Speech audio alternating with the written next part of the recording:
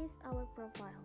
Perkenalkan, nama aku Aurkansa Fadila dengan NPM 401211100012. Hai semua, perkenalkan nama saya Yola Aulia Sasabila dengan NPM 401211100014. Sebelum lanjut ke materi, kami bacakan terlebih dahulu ya pokok bahasannya. Di sini kami akan membahas perubahan kepemilikan persekutuan, pemberian kepemilikan ke pihak ketiga, perubahan persekutuan melalui pembelian hak sekutu lama, pembelian kepemilikan dari sekutu lama, berinvestasi pada persekutuan yang telah ada, berhentinya persekutuan yang disebabkan oleh kematian atau berhentinya sekutu, perubahan persekutuan dengan metode bonus dan goodwill, lalu contoh soal. Perubahan pemilikan persekutuan. Karakteristik persekutuan adalah umur yang terbatas atau limited life. Oleh karena itu, sesuai karakteristik tersebut, maka persekutuan sebagai asosiasi awal yang didirikan dengan tujuan tertentu.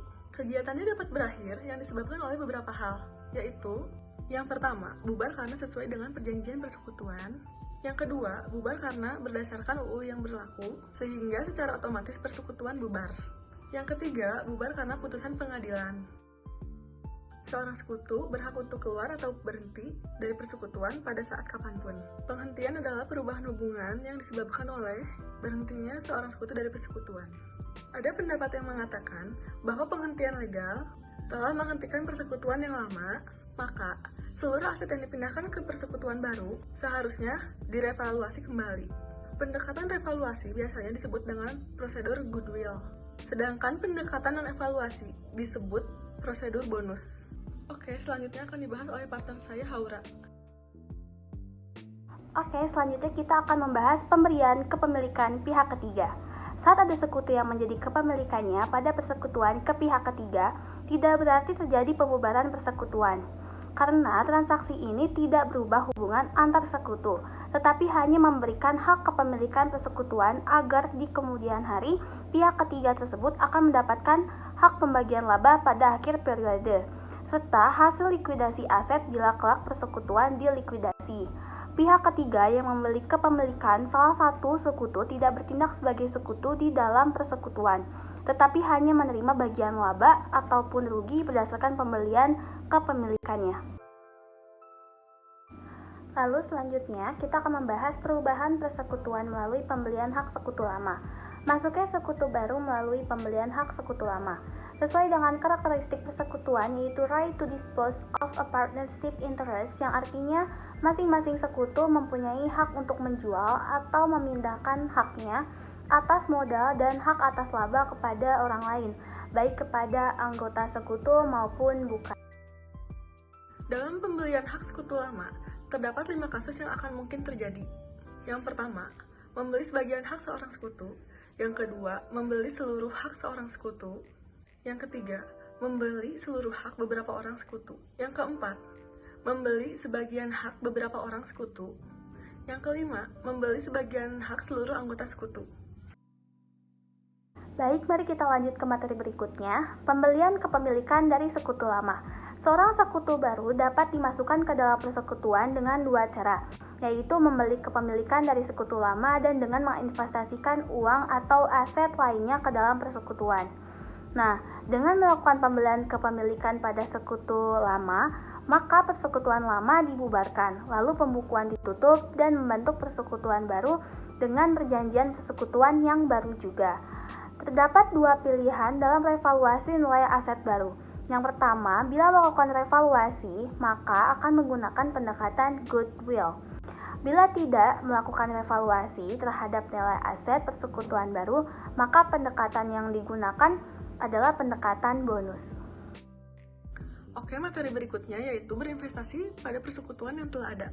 Bila jumlah yang diinvestasikan oleh sekutu baru mengindikasikan sekutu lama memiliki nilai aset yang tidak tercatat. Total revaluasi nilai aset pada persekutuan yang baru didasarkan pada investasi oleh sekutu baru. Bila kepemilikan modal yang diberikan kepada sekutu baru lebih besar daripada jumlah investasinya, dan aset yang dapat teridentifikasi dari sekutu lama tercatat pada nilai wajarnya, maka dapat disimpulkan bahwa sekutu baru membawa goodwill ke dalam persekutuan. Baik, materi berikutnya yaitu berhentinya persekutuan yang disebabkan oleh kematian atau berhentinya sekutu. Di dalam persekutuan, bila ada sekutu yang meninggal dunia atau memutuskan untuk berhenti dari persekutuan, maka persekutuan harus dibubarkan dan harus melakukan likuidasi modal ke sekutu yang meninggal atau mengundurkan diri.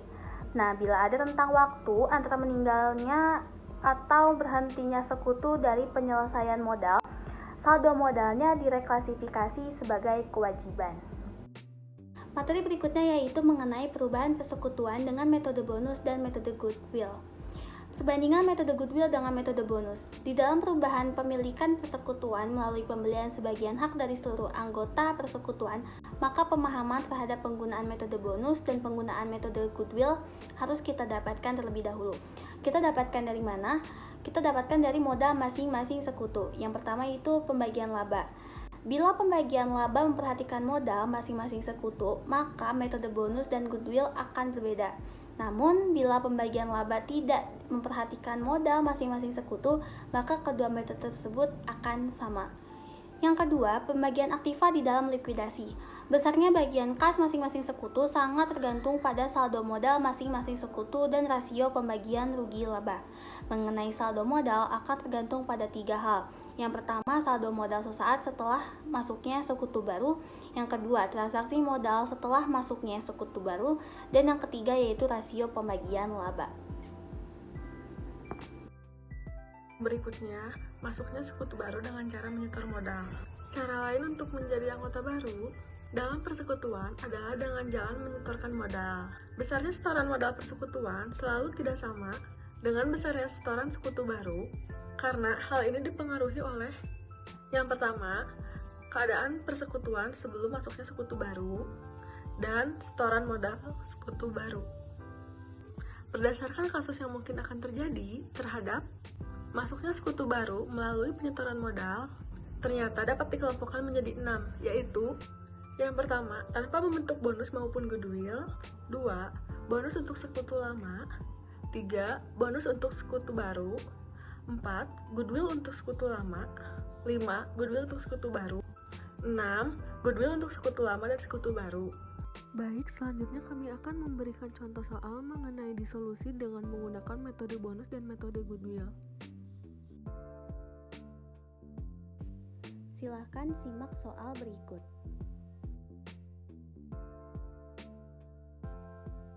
Terdapat 2 pertanyaan.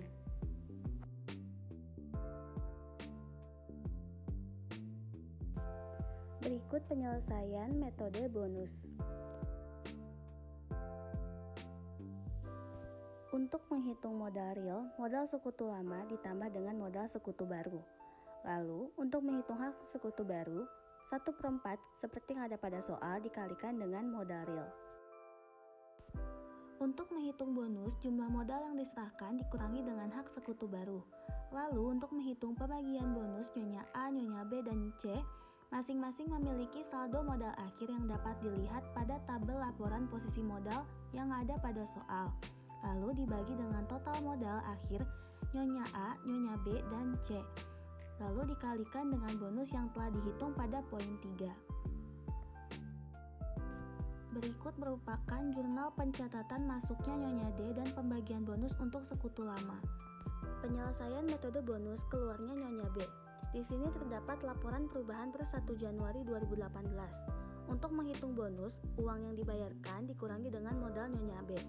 Uang yang dibayarkan sebesar 170 juta terdapat pada soal. Lalu untuk modal Nyonya B terdapat pada modal akhir di tabel. Untuk menghitung modal pembebanan bonus untuk sekutu lama yaitu modal semua dikurangi dengan modal Nyonya B. Modal semua yang dimaksud merupakan total semua modal akhir pada tabel laporan perubahan. Lalu untuk menghitung pembagian bonus Nyonya A, C, dan D masing-masing memiliki saldo modal akhir yang dapat dilihat pada tabel laporan perubahan. Lalu dibagi dengan modal real terbaru yang telah dihitung di atas dan dikalikan dengan bonus yang telah dihitung pada poin 1. Berikut merupakan jurnal mundurnya Nyonya B dan pembebanan bonus pada sekutu lama. Lalu terdapat juga laporan perubahan modal per 31 Desember 2018.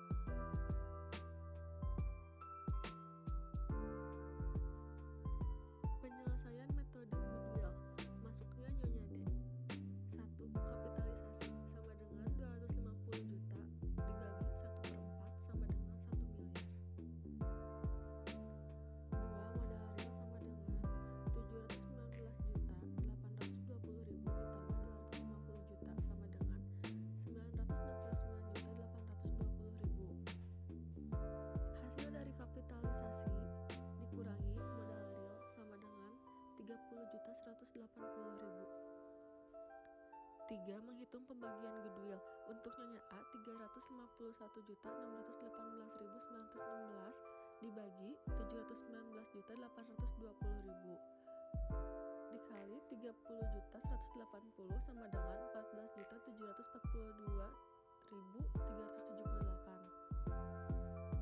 Untuk Nyonya B, 153.168.197 dibagi 719.820.000 dikali 30.180.000 sama dengan 6.421.906. Untuk Nyonya C, 215.032.887 dibagi 719.820.000 dikali 30.180.000 sama dengan 9.015.716.